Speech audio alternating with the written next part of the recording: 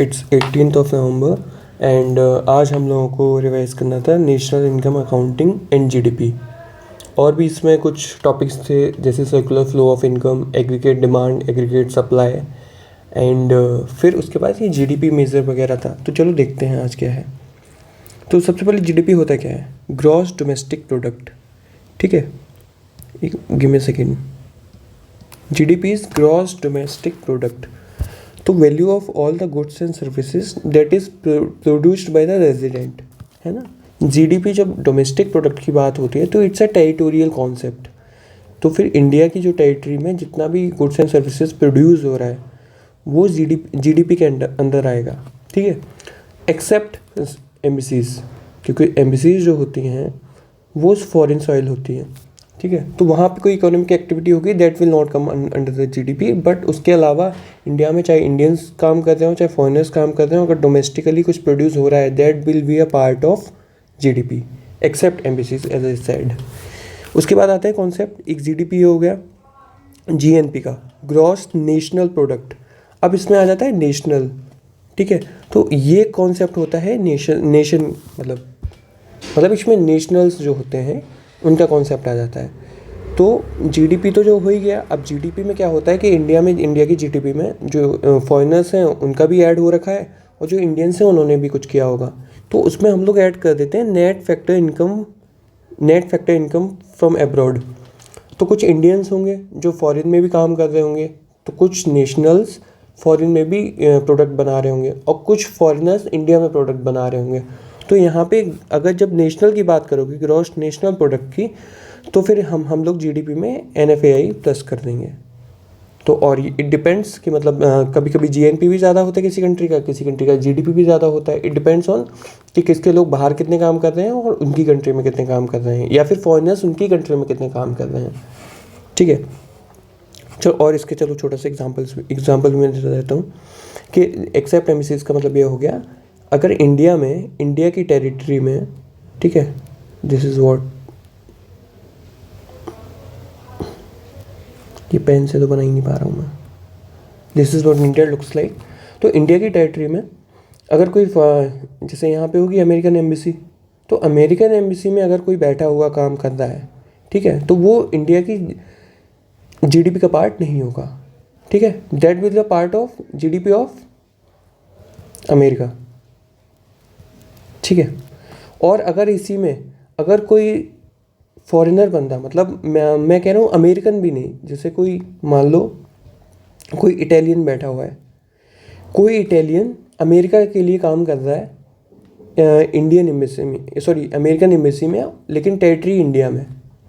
मैं दोबारा से बताता हूँ, इंडिया की टेरिटरी है, उसमें एक अमेरिकन एम्बेसी है, बट वहाँ पे एक आदमी काम कर रहा है जो इटालियन है, ठीक है, इटली से है। तो अब जब जो ये प्रोडक्ट बनाएगा वो कहाँ जाएगा? तो इसकी जीडीपी में किसके में ऐड होगा? अमेरिका की जीडीपी में ऐड होगा। ठीक है, क्योंकि ये जो फॉरेन सॉइल होती है, जो एम्बेसीज होती हैं, they are basically the foreign soil. But GNP में किस में आएगा? क्योंकि नेशनल ये कहाँ का है? इटली का, तो ये इटली की जीएनपी में ऐड होगा। ठीक है, तो ये डोमेस्टिक, ये टेरिटोरियल कॉन्सेप्ट हो गया, ये नेशनल वाला कॉन्सेप्ट हो गया। यहाँ पे अपन ये नहीं देखते हैं कि टेरिटरी में इंडियन प्रोड्यूस कर रहा है फॉरेनर, यहाँ पे हम ये नहीं देखते हैं कि इंडियन प्रोड्यूस कर रहा है लेकिन वो कहाँ कर रहा है, हम ये नहीं देखते हैं। ठीक है, उसके बाद आ गया नेट डोमेस्टिक प्रोडक्ट। अब जीडीपी तो हो ही गया, उसमें से हम लोग माइनस करते हैं डेप्रिशिएशन। तो क्या होता है, जो भी वियर एंड टियर होता है, जो भी कैपिटल गुड्स हो गए, या फिर जैसे अपन ने कार वगैरह ली है, या फिर कुछ भी कैपिटल गुड्स लिए हैं जिसको हम लोग फ्यूचर में यूज़ करते हैं और चीज़ प्रोड्यूस करने के लिए, उसमें कुछ ना कुछ हर साल उसमें कमी आती जाती है, तो डेप्रीशिएशन होता रहता है। और ये डेप्रीशिएशन भी ऐसा नहीं आप अपने मन से निकाल लें, there is a system of national accounts करके है। ठीक है, ये आईएमएफ और यूएन ने मिलकर दिया हुआ है। तो ये लोग बताते हैं, अभी सिस्टम जो हम लोग फॉलो कर रहे हैं वो 2008 का कर रहे हैं। ये लोग बताते हैं आके कि इस मतलब वो कैटेगरी देते हैं पूरी कि इस आइटम का इतना इतना डेप्रीशिएशन आप उसमें माइनस करें अपनी जीडीपी में। ठीक है, उसके बाद आ गया नेट नेशनल प्रोडक्ट।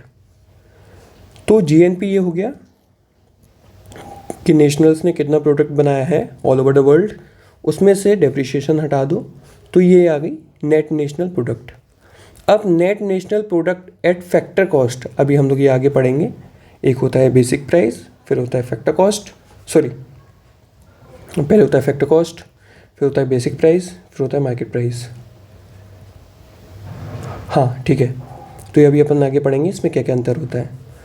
तो अभी इतनी जान लीजिए आप कि नेट नेशनल प्रोडक्ट जो ये वाला है उसको अगर फैक्टर कॉस्ट पे देखेंगे तो नेशनल इनकम होगी। नेशनल इनकम का वर्ड से ही पता चल रहा है नेशनल्स की इनकम, ठीक है। And who are nationals? Those who are living in India, those who are living in foreign also, ठीक है, बोथ आर कॉल्ड नेशनल्स।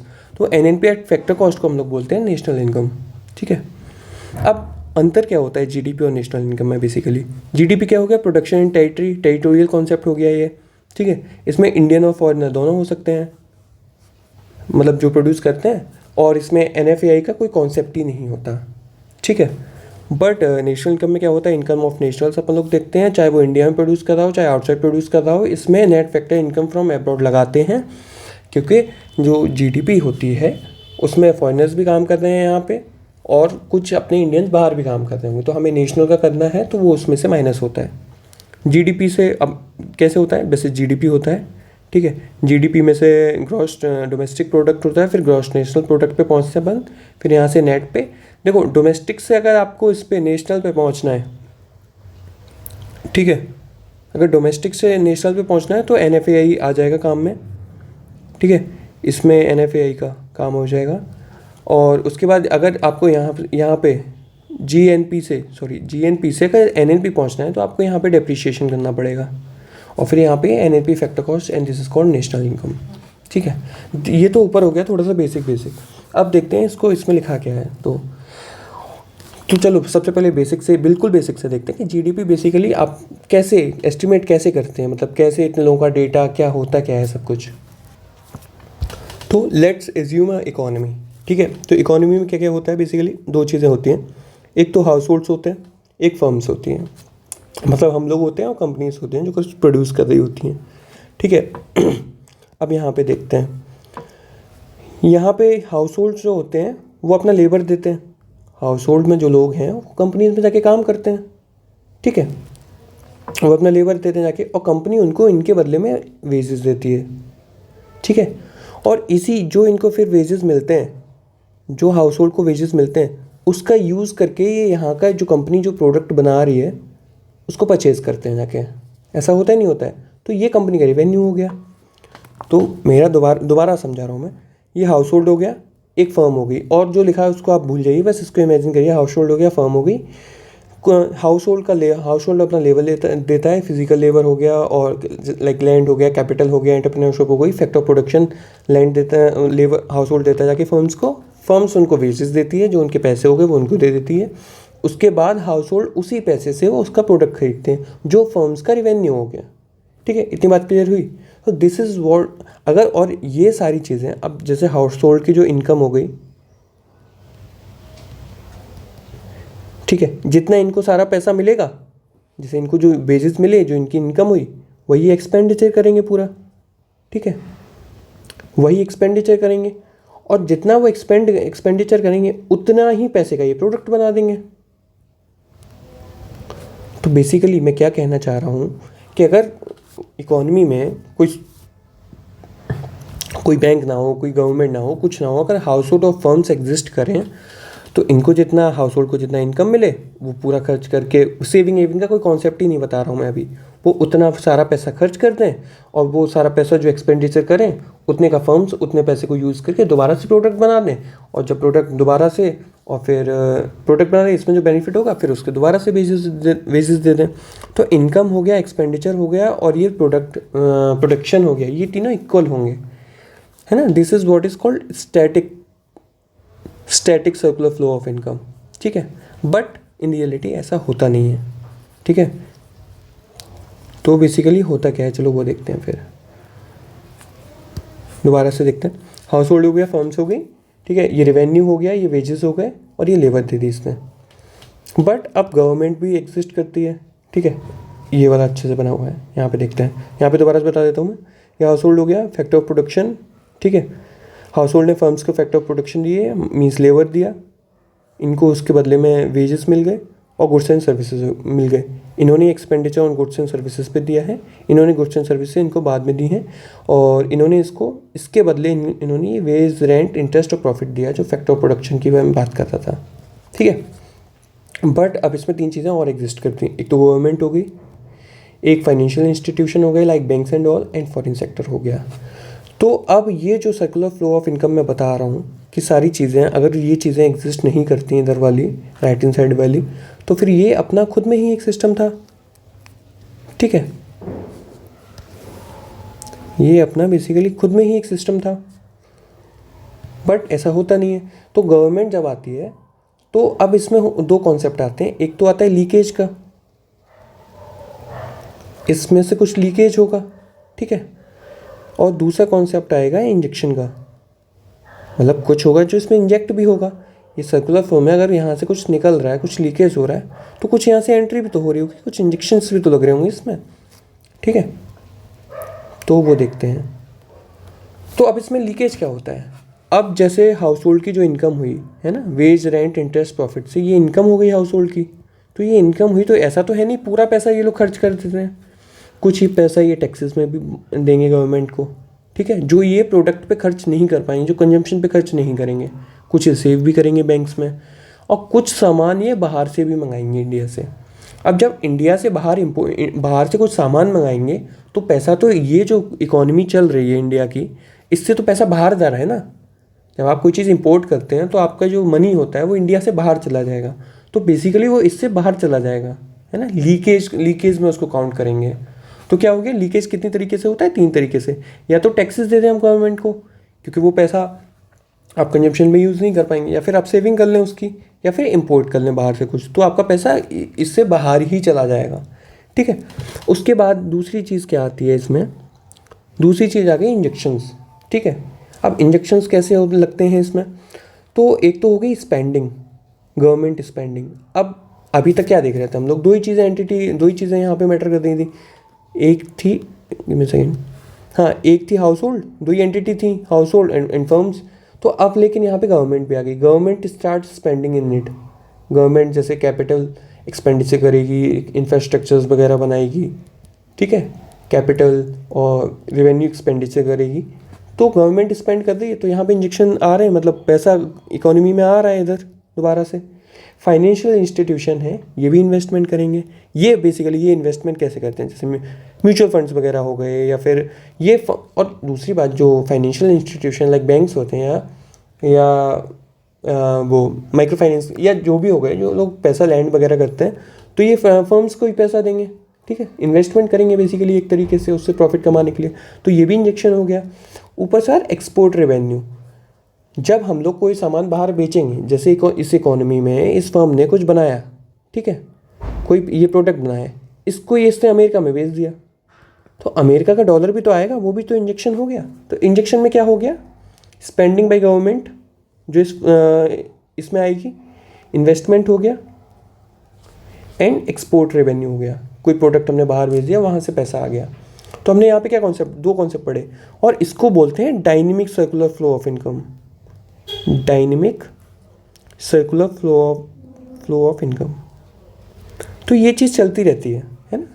तो जो ये स्टैटिक अपन देख रहे थे, इसमें ये इंटरनेशनल मार्केट और बैंक और उसको गवर्नमेंट को हटा के, तो वो तो स्टैटिक हो गया कि वो उसी में उतना जितना कमा रहे हैं उतने का प्रोडक्शन हो रहा है, उतना ही खर्च हो जा रहा है। बट ऐसा नहीं होता है, ये 3 एंटिटीज़ होती हैं, government, financial institution and foreign sectors.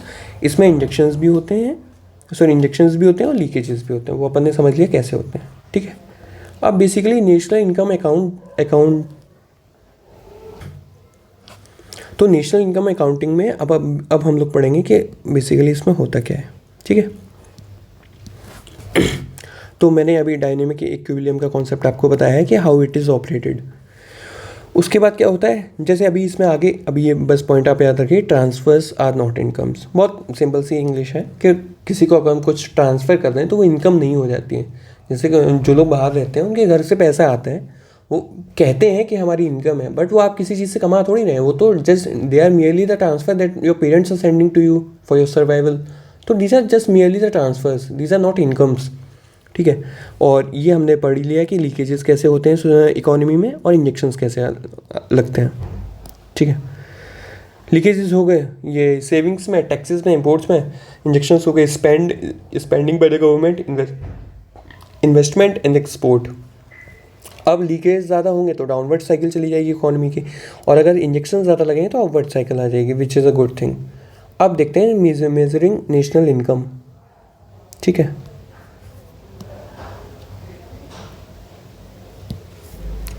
Measuring national income, अब इसको 3 तरीके से मेजर करते हैं अपन, ठीक है। द फर्स्ट वन इज, पता नहीं मैं कंफर्टेबल नहीं हो पा रहा हूँ इसमें, पता नहीं कौन सा कलर यूज़ करूँ मैं। हाँ ये ठीक है, चलो। सबसे पहले हुआ इनकम मेथड। तो इनकम मेथड से अपन लोग जीडीपी को, अगर हमको नेशनल इनकम निकालनी है तो अपन कैसे निकाल लेंगे? All according to all households क्या किस तरीके से पैसा कमाते हैं, ठीक है। एक तो लैंड लेबर, लिख देता हूँ मुझे,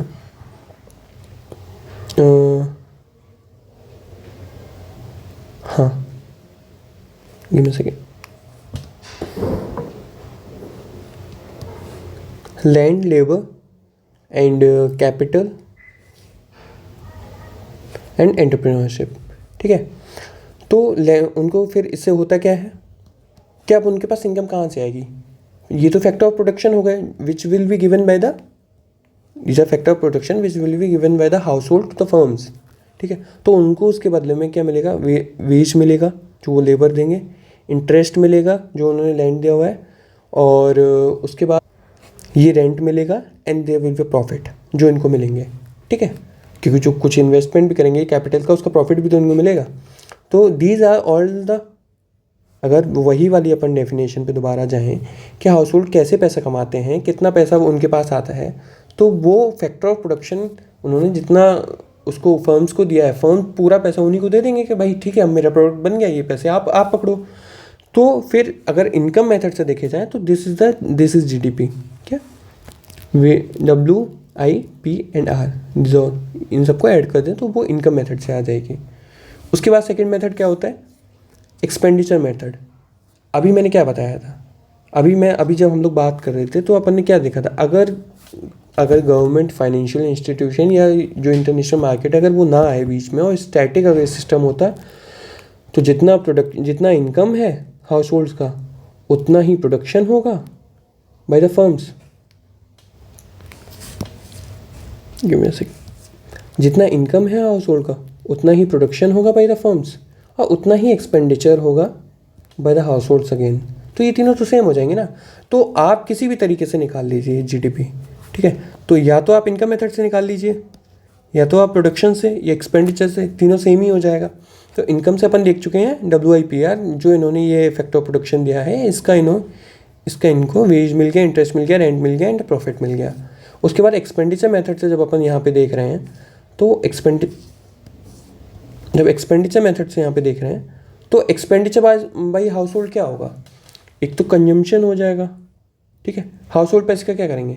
या तो कंजम्पशन करेंगे, या सेविंग करेंगे, या फिर टैक्सेस देंगे उसका, ठीक है। तो टोटल, अब देखो इसका यहाँ पे लिखा हुआ है, total expenditure that has been done by the household but received by the firms क्या होगा? C + I + G + X - M। अब इसको मैं आई थिंक नीचे भी लगा रखा है, उससे अच्छे से समझाता हूँ मैं। let me see कहाँ लगा है? नहीं लगा हुआ, चलो यहीं देख लेते हैं। तो एक्सपेंडिचर कौन कौन करता है? अभी अपन पीछे जब उस डायग्राम में देख रहे थे तो एक्सपेंडिचर कौन कौन करता है? सबसे पहले कंजम्पशन कौन कौन करता है? फर्म्स भी कंजम्पशन करती हैं और हाउस होल्ड्स भी करते हैं। फर्म्स कैसे करती हैं? कैपिटल गुड्स वगैरह खरीदती हैं फर्म्स। हाउस होल्ड कैसे करते हैं? कंजम्पशन करते हैं हाउस होल्ड। सी से तो ये हो गया, ठीक है। उसके बाद let's come to the I is for the investment by the financial institution, by the firms, ठीक है। तो ये भी इंजेक्शन हो रहा है, ये भी एक तरीके से एक्सपेंडिचर हो रहा है गवर्नमेंट, मतलब इकोनॉमी में। उसके बाद गवर्नमेंट स्पेंडिंग की भी अपन ने बात की थी। गवर्नमेंट स्पेंडिंग में क्या क्या आता है? कैपिटल गुड्स हो गए, कैपिटल इंफ्रास्ट्रक्चर हो गया, लाइक रोड्स एंड इंफ्रास्ट्रक्चर वगैरह, वो गवर्नमेंट यहाँ पे करेगी। उसके बाद एक्सपोर्ट्स माइनस इम्पोर्ट्स, ठीक है। तो these all are the expenditure of the economy. तो किस किस से हो गया, एक तो ये हो गया consumption, investment, government spending and export minus imports, ठीक है। उसके बाद इसी से रिलेटेड एक कॉन्सेप्ट आता है कि how savings and investment are inheritedly related. It means they are, मतलब एक तो रिलेटेड है, ऊपर से they are directly proportional to each other. अगर हम लोग ऐसे ही सोचेंगे नॉर्मली, अगर बैठ के सोचते हैं कि अगर सेविंग्स ज़्यादा हो गई, जब सेविंग्स हमारे पास ज़्यादा हैं तो हम बैंक में जमा करेंगे, जब बैंक में जमा करेंगे तो the bank should be having more money to lend to the firms. तो फर्म्स वहाँ से ज़्यादा पैसे लैंड करेंगे, मतलब वहाँ से पैसे उठाएंगे और इन्वेस्टमेंट करेंगे। तो उसको अगर आप लोग यहाँ से देखेंगे तो फिर ये यहाँ पे प्रूव हो जाता है कि savings and investment are inheritedly related. उसके बाद हो गया इन्वेस्टमेंट क्या होता है। आई थिंक वो वाला पेज मैंने लगाया नहीं है, हाँ मैंने बहुत अच्छे से और चीज़ लिखी हुई थी। लेट मी सी, कहीं तो होगा वो, चलो वो नहीं मिल रहा है, बट मैं ऐसे ही बता देता हूँ कि इन्वेस्टमेंट होता क्या है बेसिकली। इन्वेस्टमेंट में तीन चीज़ें आती हैं। जब भी हम लोग बोलते हैं कि इकोनॉमी इन्वेस्टमेंट हुआ है तो तीन चीज़ें आती हैं। एक तो GFCF आता है, that is called gross fixed capital formation. मतलब जो ग्रॉस फिक्स्ड जो कैपिटल फॉर्मेशन है, मतलब जो कैपिटल गुड्स हैं जो फर्म्स ने इन्वेस्ट किया है कैपिटल गुड्स में, तो एक तो वो हो गया इन्वेस्टमेंट में। सेकंड हो गया inventory, change in inventory. Inventory basically क्या होता है, जो अनसोल्ड गुड्स होते हैं, मतलब जो गुड्स बन चुके हैं बट अभी बिके नहीं हैं, अगर उसमें कुछ चेंज आता है, जैसे वो बढ़ती है, तो वो भी एक तरीके का इन्वेस्टमेंट हो गया ना, जो फ्यूचर में मतलब उन्होंने इन्वेस्ट कर दिया, अभी सेल थोड़ी हुआ है, वो सेल नहीं हुआ है, बट वो इन्वेंट्री में तो रखा हुआ है ना, बट प्रोडक्शन आज ही हो गया तो GDP में तो काउंट होगा, तो it's a kind of investment. उसके बाद हो गया residential units bye the house hold, ठीक है। रेजिडेंशियल यूनिट्स, तो जो हम लोग घर वगैरह लेते हैं उसको भी इन्वेस्टमेंट में ही काउंट किया जाता है, ठीक है। इन्वेस्टमेंट डिपेंड किस किस चीज़ पे होता है, एक तो कॉस्ट ऑफ इन्वेस्टमेंट पे डिपेंड होता है, प्राइस ऑफ बोरोइंग मनी। अगर इंटरेस्ट है, अब प्राइस ऑफ बोरोइंग मनी का क्या है, वो डिपेंड होता है रेट ऑफ इंटरेस्ट पे। डिमांड क्या है मनी की और सप्लाई क्या है। अब जैसे लोन्स का जो बैंक्स हैं वहाँ पे रेट ऑफ इंटरेस्ट ज़्यादा है, ठीक है, तो फिर लोग लोन कम लेंगे वहाँ से, तो इन्वेस्टमेंट कम हो जाएगी, तो कॉस्ट ऑफ इन्वेस्टमेंट उस केस में हाई हो जाएगी। अगर रेट ऑफ इंटरेस्ट ज़्यादा है तो लोग कम लोन लेंगे ना, और लोग सेव ज़्यादा करेंगे बिकॉज रेट ऑफ इंटरेस्ट ज़्यादा है तो उनको ज़्यादा इंटरेस्ट मिलेगा, तो लोग इन्वेस्टमेंट कम करेंगे, इन्वेस्टमेंट कम हो जाएगी, ठीक है। रिटर्न ऑन इन्वेस्टमेंट क्या है, फ्यूचर एक्सपेक्टेशंस क्या है, उस पर भी इन्वेस्टमेंट डिपेंड करती है। अब कुछ सेक्टर में लगता है कि भाई अच्छे से स्पेंड, मतलब अच्छे फ्यूचर रिटर्न्स नहीं है, तो फिर उस पर इतना स्पेंड नहीं करते हैं। तो ये छोटा सा कॉन्सेप्ट था। तो अभी अपन ने क्या देख लिया कि नेशनल इनकम अकाउंटिंग में इनकम मेथड से देख लिया WIPR, एक्सपेंडिचर मेथड से देख लिया C+I+D X-M, एंड उसके बाद आ गया प्रोडक्शन मेथड से देखते हैं कि कैसे निकाल सकते हैं अपन। तो प्रोडक्शन से कैसे निकाल सकते हैं, जैसे उसी डायग्राम को इमेजिन करिए, यहाँ पे फर्म्स थी वो बहुत ज़्यादा प्रोड्यूस कर रही थी, ठीक है, तो जितना प्रोडक्शन हो रहा था अब हम लोग उस वाले नज़रिए से देखेंगे, value of all final goods and services, ठीक है। यहाँ पे प्रोडक्शन मैटर्स, मतलब कोई चीज़ कब बन रही है, जैसे एक बाइक है, वो अगर 2025 में बनी है तो वो इसी साल की GDP में काउंट होगी, ठीक है। It do not depend on the sale of the bike, हो सकता है बाइक 4 साल बाद सेल हो, तो वो GDP में काउंट नहीं होगा, ये GDP में काउंट होगा, the production counts, so the production matters, ठीक है। कॉन्ट्रैक्ट फॉर फ्यूचर सेल्स, अब जैसे जो फार्मर्स होते हैं वहाँ कॉन्ट्रैक्ट फार्मिंग होती है, ठीक है, तो वहाँ पे कॉन्ट्रैक्ट्स बन जाते हैं। अब जो कॉन्ट्रैक्ट्स बन रहे हैं तो बट वो जो सिक्योरिटी है, मतलब जो सिक्योरिटी उन्होंने बनाई है कि हम इतने साल में, मतलब अगले साल इसी टाइम पे हम आपसे इतना किलो ये चीज़ खरीदेंगे, वो पैसे उन्होंने उस पर लिख के दे दिए, बट जब तक ओनली काउंटेड व्हेन प्रोड्यूस्ड, जब तक वो सिक्योरिटी मटीरियलाइज नहीं होगी तब तक that will not be counted in GDP, ठीक है। तो जो कॉन्ट्रैक्ट फॉर फ्यूचर सेल्स होते हैं वो उस टाइम काउंट होते हैं जब वो मटीरियलाइज हो जाते हैं। उसके बाद तीसरा कॉन्सेप्ट इसमें ये है कि जो लैंड होती है, जो अपनी ज़मीन होती है, उसको जब हम लोग बेचते हैं तो उससे जो इनकम होती है that will not be counted in GDP, क्योंकि कोई प्रोडक्शन थोड़ी हो रहा है। लैंड जो है, अगर जैसे ए है, ए बेच रहा है बी को, तो it is merely transfer of land. तो यहाँ पे कुछ प्रोडक्शन थोड़ी हो रहा है। तो फिर इसमें जो रजिस्ट्रेशन अमाउंट है, that can be counted in GDP because it is the service that is provided by the state. तो यहाँ पे जो मतलब ज़मीन सेल हुई है, उसके पैसे नहीं जुड़ेंगे, जो रजिस्ट्रेशन अमाउंट लगा है वो जुड़ जाएगा एज अ सर्विस। ठीक है, तो ये इतना कॉन्सेप्ट है, मतलब इतनी चीज़ें हैं जो इसमें याद रखनी है इसको पढ़ने से पहले। उसके बाद देखते हैं जीएनपी। ठीक है, ग्रॉस नेशनल प्रोडक्ट, मतलब जो नेशनल्स ने जो प्रोडक्ट बनाया है रिस्पेक्टिव ऑफ प्लेस। ठीक है, और जीएनपी अपन देख ही चुके हैं। जीडीपी मतलब ग्रॉस डोमेस्टिक प्रोडक्ट, एनएफआई इसलिए यूज़ करेंगे अपन इसको, क्योंकि जैसे कि जो फॉरेनर्स इंडिया में काम कर रहे हैं उसको वो माइनस हो जाएगा, और जो इंडियंस फॉरेन में काम कर रहे हैं वो प्लस हो जाएगा इसमें। ठीक है, अब प्रोडक्शन मेथड को हम लोग जोड़ते हैं जीवीए से, ग्रॉस वैल्यू एडिड। ठीक है, अब देखते हैं ये किस खेत की मूली है। GDP is a summation, this is a sign of summation of value added by all the goods and services by all producers. ठीक है, अब जैसे कोई ए है, इज अ फार्मर, इसने वीट बनाया क्या, उगाया, इसने किसी को बेचा, है ना, ये होलसेलर हो गया, फिर इसने किसी को बेचा, ये रिटेलर हो गया, फिर इसने चक्की वाले को दे दिया, ये अपना चक्की वाला हो गया। ठीक है, इसने आटा बनाया, फ्लोर बनाया, इसने बेकरी वाले को दे दिया, बेकरी वाले ने ब्रेड बना के शॉप पे दे दिया, और फिर यहाँ से कंज्यूम हो गया ये। ठीक है, अब क्या होता है, यहाँ से कोई चीज़ स्टार्ट हुई तो यहाँ पे क्या क्या हो गया, एक ये आ गया, 1 2 3 4 5 6, तो ये छः जगह ये इकोनॉमिक मॉडिफिकेशन में गया है। ठीक है, तो अब हम लोग जब जीडीपी निकालेंगे तो हम लोग ये ऐड करेंगे what is the value added by the A, है ना। तो ए का तो चलो ठीक है, उसने वीडियो गा लिया, what is the value of A and what is the value added, फिर उसके बाद what is the value added by B, what is the value added by C, फिर डी, फिर ई, फिर एफ, ऐसे करके चलेंगे। ठीक है, तो जैसे मुझे ए की निकालनी है, तो value of output minus value of input. ठीक है, मतलब आपका कितना आउटपुट निकला है और आपने कितना इनपुट लिया था। जैसे बी है, बी ने जैसे 10 रुपये की चीज़ 10 रुपये का यहाँ से गेहूँ खरीदा, 10 रुपये गेहूँ, चलो 1 किलो ले लेते हैं ना, 22 रुपये का, 20 रुपये का खरीदे, 20 रुपये किलो से इसने गेहूँ खरीदा, और इसने बाद में होल सेलर ने रिटेलर को 25 रुपये में बेचा। तो वैल्यू एडिड बाई इसका क्या है, इसका 5 है। ठीक है, तो ये 5 रुपये जोड़े जाएंगे, क्योंकि इसका जो आउटपुट है वो 25 है, इनपुट है जो वो 20 है, तो इसने कितनी 5 रुपये की वैल्यू ऐड की।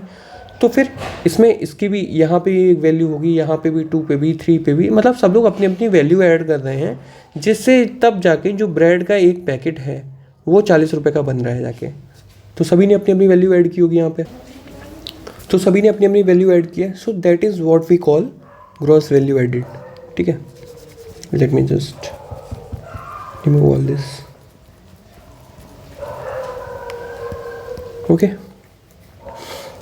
तो हाँ, तो this is summation of value added by all the goods and services produced by all the producers. ऐसे हम लोग प्रोडक्शन देख सकते हैं कि कितना प्रोडक्शन हो रहा है सोसाइटी में। ठीक है, अब जीडीपी एट मार्केट प्राइस क्या होता है, GDP at factor cost plus taxes minus subsidy. अब पहले इसको मैं देख लेता हूँ, ये कहीं पे लिखा हुआ है, तो वहाँ से पहले ये समझ लेते हैं फैक्टर कॉस्ट वगैरह क्या है। ठीक है, ये दोबारा से पता नहीं यहाँ क्यों बातें लिखी हुई हैं, ये कुछ और नोट्स होंगे जो यहाँ मैंने लगा रखे हैं। तो वही है, income equals to expenditure equals to production. अब यहाँ पे एक चीज़, अच्छा जीडीपी डिफ्लेटर बाद में बात करते हैं। फैक्टर कॉस्ट क्या होता है, factor cost, factor of production अपन ने सुना है क्या होता है, land labour capital and entrepreneurship. तो इसको मिलता है वेजेस मिलते हैं, प्रॉफिट होता है, और इंटरेस्ट मिलता है एंड द रेंट। ठीक है, ये इनकी इनकम होती है। तो जो फैक्ट्री गेट होती है, अच्छा प्राइस ऑफ फैक्ट्री गेट ये है, कंफ्यूज हो रहा था इसमें। तो हाँ चलो ठीक है, जैसे एक बिस्किट है, अब किसी बिस्किट को बनाने में कुछ फैक्टर ऑफ प्रोडक्शन लगा होगा, है ना, कुछ लोग आए होंगे, उन्होंने चीज़ें इकट्ठी की होंगी, उसके बाद कैपिटल लगा होगा, उसके बाद जो लैंड था उसका, तो ना एक बिस्किट की कॉस्ट कहीं ना कहीं कैसे डिसाइडेड होती है, उसके पीछे जितने फैक्टर ऑफ प्रोडक्शन है उससे डिसाइड होती है बेसिकली। फिर उसमें हम लोग जो होता है प्रोडक्शन टैक्सेस, मतलब अब जैसे होता है गवर्नमेंट टैक्स लगाती है, ठीक है, तो इतना तो हमारा ये प्रोडक्ट बन गया, बिस्किट का पैकेट जैसे यहाँ 5 रुपये है, ठीक है। उसके बाद प्रोडक्शन टैक्स लग गया कि आप कोई चीज़ प्रोड्यूस कर रहे हैं मतलब सोसाइटी में, तो गवर्नमेंट इस पर टैक्स लगाती है, तो प्रोडक्शन टैक्स लग गया, तो +2 रुपीज़, चलो जैसे मैंने मान लिया टैक्स लग गया, इसके रुपये ज़्यादा कम कर दिए मैंने, इसको 10 रुपये कर दिए, 2 रुपये उस पर टैक्स लग गया, 10 रुपये हमारा फैक्ट कॉस्ट था, 10 रुपये हमारा फैक्टर कॉस्ट था, उस पर 2 रुपये टैक्स लग गया। बट प्रोडक्शन सब्सिडी दे दी है गवर्नमेंट ने कि ठीक है आप अच्छा प्रोडक्ट बना रहे हैं, that is good for the social welfare, तो हम लोग आपको लाइक जो ज़मीन है वो सब्सिडाइज्ड रेट पे दे देंगे, ठीक है। तो उसमें 1 रुपये हमें ये फ़ायदा मिल गया, जैसे -1 रुपये, ठीक है। तो 11 रुपये हमारा बेस प्राइस हो गया, बेस प्राइस हो गया। अब बेस प्राइस क्या होता है कि price at the factory gate, अभी सारी प्रोडक्शन की बात चल रही है, अभी प्रोडक्ट जो है वो हमारा फैक्ट्री गेट तक ही आया है, ठीक है। तो ये प्रोडक्शन वाली बात हुई कि हाँ चलो आपने प्रोड्यूस कर दिया। अब बेसिक प्राइस, अब फैक्ट्री गेट पे जो प्राइस होता है उसको हम लोग बेसिक प्राइस बोलते हैं। फैक्ट्री कॉस्ट क्यों लिख रखा है मैंने यहाँ पे हम लोग बेसिक प्राइस बोलते हैं जो फैक्ट्री गेट पे जो रेट होता है। उसके बाद फिर एक और टैक्स लगता है, क्या लगता है कि फिर प्रोडक्ट टैक्स लगता है, फिर पर उस पर लगता है, जैसे ये प्रोडक्शन टैक्स था या प्रोडक्शन सब्सिडी थी, ये बल्क पे लग रही थी, it was not dependent on one biscuit. आप इतनी बड़ी फैक्ट्री लगा रहे हैं, आपको लैंड पे अगर सब्सिडी मिली हुई है या फिर आपको टैक्स लग रहा है कि आपने एक कंपनी लगाई हुई है, तो उसको उसमें आप फिर चाहे 2 चीज़ें प्रोड्यूस करें चाहे 100 करें, वो फ़र्क ही नहीं पड़ता। बट यहाँ पे उसके हिसाब से पैसे लगेंगे कितना प्रोडक्ट आपने बनाया है, पर प्रोडक्ट लगेगा, है ना, तो प्रोडक्ट टैक्स लगेगा। और इसमें भी हो सकता है गवर्नमेंट सब्सिडी दे दे कि आपने ये जैसे फर्टिलाइज़र पे सब्सिडी देती है वो, ठीक है। तो अपन ने क्या पढ़ा कि एक तो प्रोडक्शन की बात होती है, यहाँ पे लार्ज स्केल पे बात हो रही होती है, ठीक है, और दूसरा होता है हमारा प्रोडक्ट। यहाँ पे पर प्रोडक्ट पे टैक्स सब्सिडी या टैक्स सब्सिडी। फिर यहाँ पे अपने मार्केट प्राइस हो गया है वही MRP, मतलब मार्केट में आके किस प्राइस पे वो चीज़ बिकेगी, क्योंकि अब प्रोडक्शन टैक्सेस भी सब्सिडी भी लग गए हैं और ये प्रोडक्ट टैक्स सब्सिडी भी लग गए हैं, ठीक है। अब आ जाते हैं, अब ये क्लियर होगा। तो GDP एट मार्केट प्राइस क्या हो गया, अभी मार्केट प्राइस की बात करें, सबसे राइट हैंड कॉर्नर पे याद करिए कि अब सब कुछ हो चुका है मार्केट में जो प्राइस है उस पर। तो GDP एट फैक्टर कॉस्ट यहाँ था, बेसिक प्राइस यहाँ था, मार्केट प्राइस यहाँ था। तो फैक्टर कॉस्ट, उसमें टैक्सेस जुड़े जाएंगे, कौन कौन से टैक्सेस जोड़ेंगे, production taxes, product taxes, minus subsidy, कौन सी हो जाएगी, minus production subsidy and product subsidy, ठीक है। Now here is written the national income at NNP at factor cost, ठीक है। तो GDP at market price minus depreciation minus net indirect taxes plus NFI। Net indirect taxes, अब ये वाले taxes कौन से हैं, दैट इज़ बीन क्या, हाउस होल्ड जो पे करते हैं गवर्नमेंट को, हाउस होल्ड या फर्म्स हो गई जो पे करते हैं गवर्नमेंट को, ठीक है, वो वाले टैक्सेस इसमें से निकाल दिए जाते हैं क्योंकि वो इनकम का पार्ट तो नहीं हो गए। Okay, so this is what our national income is. अब ये देखते हैं, इस एक डायग्राम से सब कुछ अच्छे समझ आ जाएगा। तो सबसे पहले अपन ने क्या लिखा, व्हाट इज GDP, ठीक है। तो जब GDP है ग्रॉस डोमेस्टिक प्रोडक्ट, उसमें national factor income from abroad भी हम लगा देंगे, तो हमारे पास ग्रॉस नेशनल प्रोडक्ट आ जाएगा, है ना। बहुत ध्यान से इन वर्ड्स को ध्यान देंगे तभी चीज़ें समझ में आएंगी। डोमेस्टिक था, ठीक है, मतलब डोमेस्टिक की बात हो रही थी, but net factor income from abroad लगा दिया इसमें, ठीक है। तो यहाँ पे हो गया GNP, gross national product at market price. अब इसमें क्या है, नेशनल ग्रॉस है, ग्रॉस में डेप्रीशिएशन, अब जैसे यहाँ पे माइनस हुआ, ग्रॉस में डेप्रीशिएशन हटा तो net national product at market price हो जाएगा, ठीक है। और इसको अपन ये भी बोल सकते हैं net national income eight market price. उसके बाद क्या हो गया, net national product at market price में अगर हम लोग इनडायरेक्ट जो टैक्सेस हैं उसको माइनस करेंगे, मतलब ये बेसिकली ब्रैकेट इसलिए बना हुआ है क्योंकि यहाँ पे ये माइनस का साइन था बेसिकली, इसलिए यहाँ पे माइनस सब्सिडीज लिखा हुआ है। तो यहाँ पे जब ये हो जाएगा उसके बाद फिर अपन के पास आएगा net national product at factor cost, ठीक है।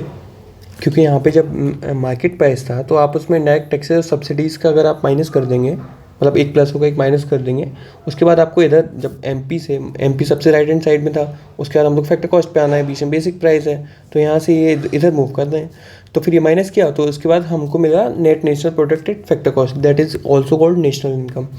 अब नेशनल इनकम में से क्या होता है, अब इसके आगे ये एक नया पॉइंट है, ठीक है, ये पूरा एक नया गेम है। अब इसको देखते हैं, इसको अच्छे समझते हैं।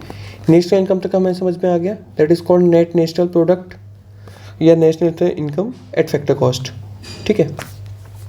अब इसमें क्या होगा कि नेशनल इनकम हो गई, नेशनल इनकम माइनस, अब कॉर्पोरेट टैक्स हटाएंगे इसमें, कॉर्पोरेट टैक्स मतलब ये माइनस लगा हुआ, अगर इस पूरे ब्रैकेट को खोलेंगे तो ये सारे चेंजेस हो जाएंगे।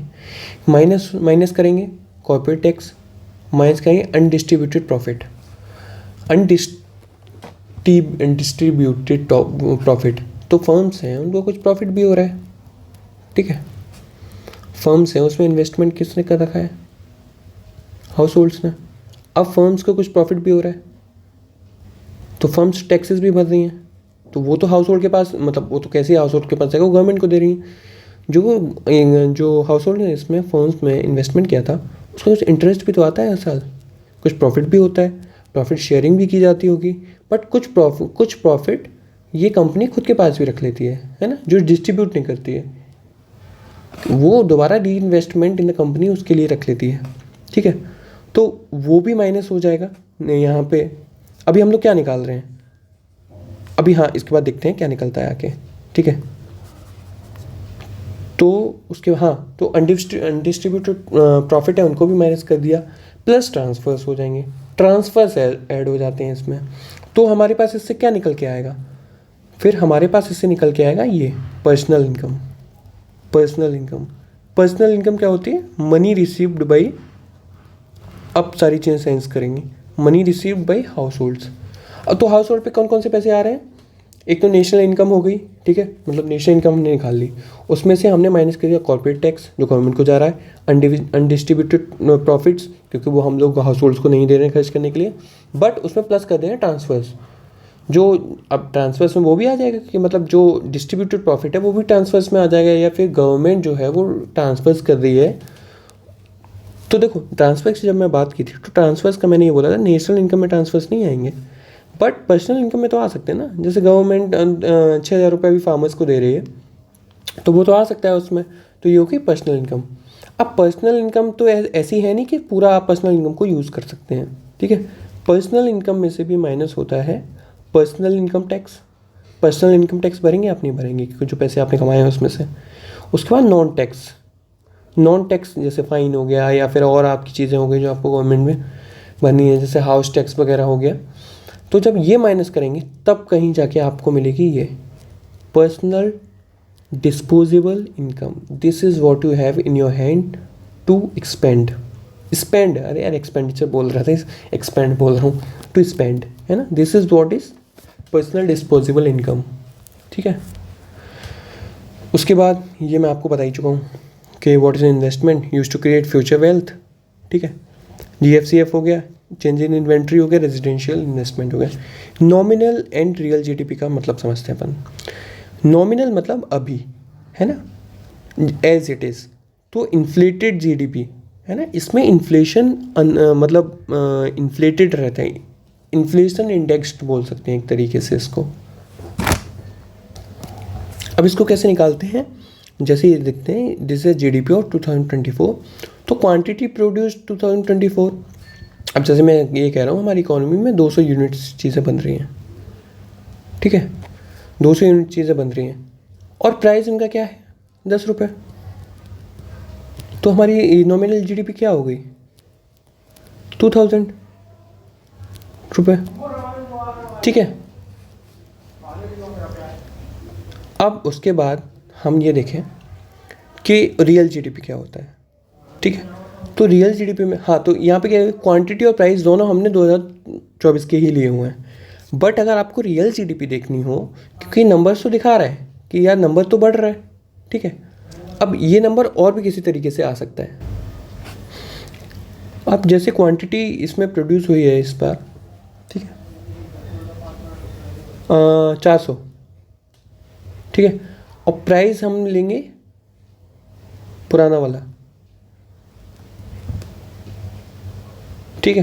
पहले 5 रुपये प्राइस होगा और अब प्राइस बढ़ गया है, तो अब 400 प्रोड्यूस हो रही हैं, तो भी ये 2000 रुपये आएगा, ठीक है।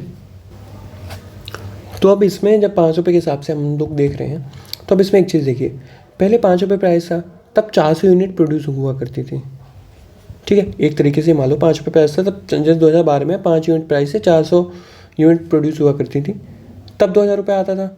आज 200 ही यूनिट हो रही हैं, ठीक है, और 10 रुपये प्राइस हो गया तो भी 2000 यूनिट, तो मतलब ये नंबर हमें सेम ही दिख रहा है। तो हम लोग ये नहीं देख पा रहे हैं कि रियल जीडीपी में क्या अंतर है, ठीक है। मतलब बेसिकली अब वहाँ मत देखिए, मेरी बातों को सुनिए। जैसे 2012 में कोई चीज़ प्रोड्यूस हो रही है, जैसे 10 यूनिट प्रोड्यूस हो रहे हैं, वो कम पैसे में हो रहे होंगे, तो उसका जीडीपी कुछ आ गया, ठीक है। अब आ गया 2025 चल रहा है अभी। अब 2025 में क्या हुआ कि जो जितनी यूनिट पहले प्रोड्यूस हो रही, अब मैं कर तो उससे कम यूनिट प्रोड्यूस रहा हूँ, बट प्राइसेस अब बढ़ गए, इन्फ्लेशन हो रहा है तो प्राइसेस बढ़ गए, तो जो हमारा जीडीपी उस टाइम पे था, तो इधर टोटल जीडीपी का जो नंबर है वो बढ़ता हुआ आ रहा है।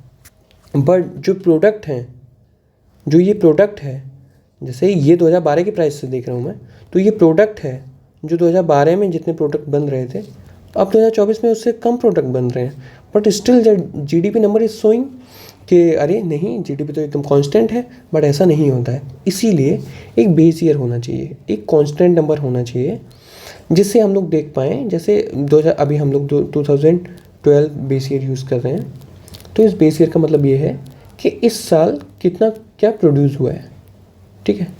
और इसके जो प्राइस होते हैं वो प्राइस हमने कांस्टेंट कर दिए हैं। अब इस प्राइस से हम लोग चेक करते हैं इस साल का कि कितना प्रोडक्शन हो रहा है, तो हमें ये प्रोडक्शन में गैप जो दिखता है वो मुझे बताता है कि सच में जीडीपी बढ़ रही है या फिर इन्फ्लेशन ज़्यादा है, इसलिए जीडीपी के नंबर ज़्यादा आ रहे हैं, ठीक है। So this is the scene. So this is what real GDP is a different thing. अरे क्या हो गया अब, okay, let me remove this.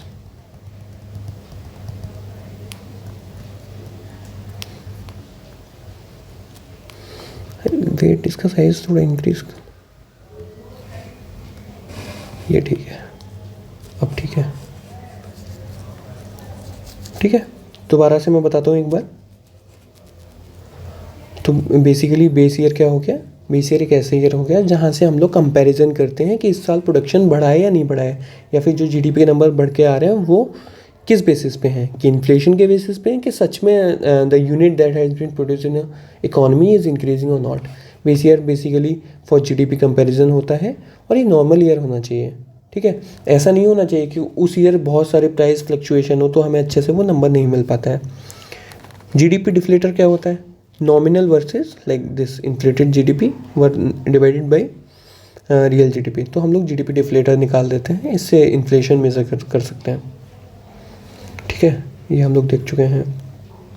अब यहाँ पे देखो ये भी लिखा हुआ दोबारा से, जीडीपी एट मार्केट प्राइस क्या होगा, market price is this one. तो ऐसे याद रखिए, फैक्टर कॉस्ट सबसे इधर, ठीक है, उसके बाद बेसिक प्राइस, उसके बाद मार्केट प्राइस, इसमें plus production taxes plus product taxes minus subsidy minus production subsidy minus product subsidy, ठीक है। तो इसमें क्या हो गया, gross value added at base price, this is the base price, ठीक है। Gross GDP at market price क्या होगा, gross value added at the base price plus taxes of product minus product subsidies, ठीक है। अब एक्चुअल एस्टिमेट कैसे होती है जीडीपी, ये देखते हैं। एक्चुअल एस्टिमेशन ऑफ सब्सिडी बोल रहा हूँ, एक्चुअल एस्टिमेशन ऑफ जीडीपी। तो अभी कैसे होता है, जो MCA ministry of corporate affairs है, उसका जो डेटाबेस है उसको हम लोग यूज़ करते हैं, और जीडीपी हम लोग निकालते हैं वैल्यू एडेड मेथड से। 2011 हमारा बेस ईयर है। और SNA कंप्लाइंस मैंने आपको बताया है, सिस्टम ऑफ नेशनल अकाउंट, जिससे हम लोग डेप्रीशिएशन देखते हैं कितना है, जो अभी अपन लोग 2008 वाला जो लेटेस्ट है उसको यूज़ कर रहे हैं। बाकी इस साल चेंज होने को है। इस साल जो SNA कंप्लाइंस है, ठीक है, या IMF और UN का था, तो वो अब 2025 में चेंज होने वाले हैं। लेट्स सी, अभी न्यूज़ नहीं आएगी कब चेंज होंगे। GDP एस्टिमेट कौन करता है? Basically it is done by the ministry of statistics and programme implementation, MoSPI करता है। मॉस्पी के बेसिकली 3 काम हैं, 3 विंग है। एक तो national statistical office, the second one is national statistic commission, this is advisory commission of MoSPI. And NSO मैंने बताई थी, ये डेटा कलेक्ट करता है और प्रेजेंट डेटा इन ए यूजफुल फॉर्म। उसके बाद तीसरा होता है इसका प्रोग्राम इम्प्लीमेंटेशन विंग, MPLATS, ठीक है। तो पहले अभी हम लोग 2015 के बाद हमारे क्या यूज़ हुए हैं कि हम लोग ये MC21 डेटाबेस यूज़ करने लगे हैं, मिनिस्ट्री ऑफ कॉर्पोरेट अफेयर का, ठीक है। बेस ईयर चेंज हुआ था 2015 के बाद। एक्चुअल डेटा अब हमारे पास है। पहले क्या हम लोग थोड़ा डेटा लेते थे, उसको एक्सफोलिएट करते थे, बट नहीं, अब जो फर्म्स हैं उसका एक्चुअल डेटा हम लोगों के पास है, तो वो हम लोग यूज़ करते हैं। उसका हो गया वैल्यू एडेड मेथड से करते हैं। 15 लाख फर्म्स हैं जिनका डेटा हमारे पास है। All formal firms are listed here. तो now we have a real data that has been used for the GDP estimation, ठीक है। उसके बाद क्या हो गया, हेडलाइन ग्रोथ क्या होती है? हेडलाइन ग्रोथ को अपन लोग देखते हैं कि हेडलाइन ग्रोथ कितनी हो रही है, तो GDP एट मार्केट प्राइस पे इसको देखते हैं। उसके बाद हो गया सेक्टर वाइज एस्टिमेशन, ठीक है, GVA at basic price. Sector wise देखते हैं तो हम लोग देखते हैं gross value added price, basic price. Non manufacturing activities भी अब इसमें ऐड हो गई हैं। पहले जो था दैट वाज मैन्युफैक्चरिंग बाइस्ड, अब ऐसा नहीं है। जैसे कस्टमर सपोर्ट्स वगैरह हुआ, these are the services thing that has been added for the GDP estimation. उसके बाद हो गया financial sector coverage, like SEBI और IRDA, जो जितना भी अब ये लोग भी मतलब इनकी भी कुछ इनकम होती है, तो वो भी फाइनेंशियल सेक्टर भी कवर हुआ है। उसके बाद locus autonomous institution, local governments हैं, उनके भी जो टैक्सेस वगैरह हैं उसको भी हम लोग देखते हैं। इनफॉर्मल सेक्टर हो गए, उसका डेटा तो अभी भी स्टिपुलेट करते हैं सभी पे, ठीक है। अब यहाँ तक अपन ने क्या देख लिया? GDP देख लिया, नेशनल अकाउंटिंग देख लिया, नेशनल इनकम देख लिया, basic price, factor cost and market price देख लिया, ठीक है। एंड अब ये है, अब जो जैसे हम लोग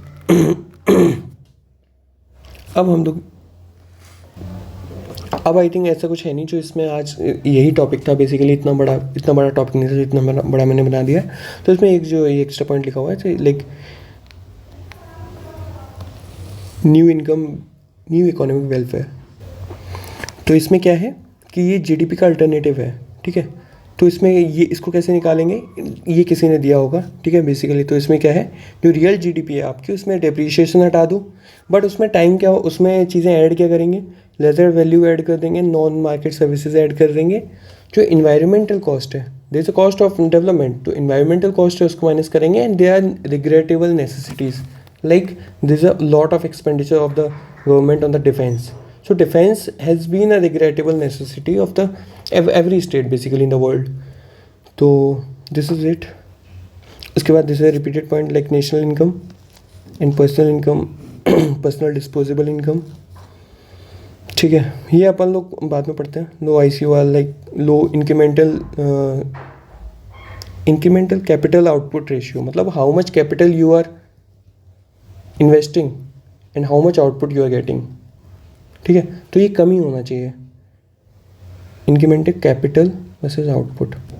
अब ये कम होना चाहिए तब it is good for the economy. ये कैसे होगा?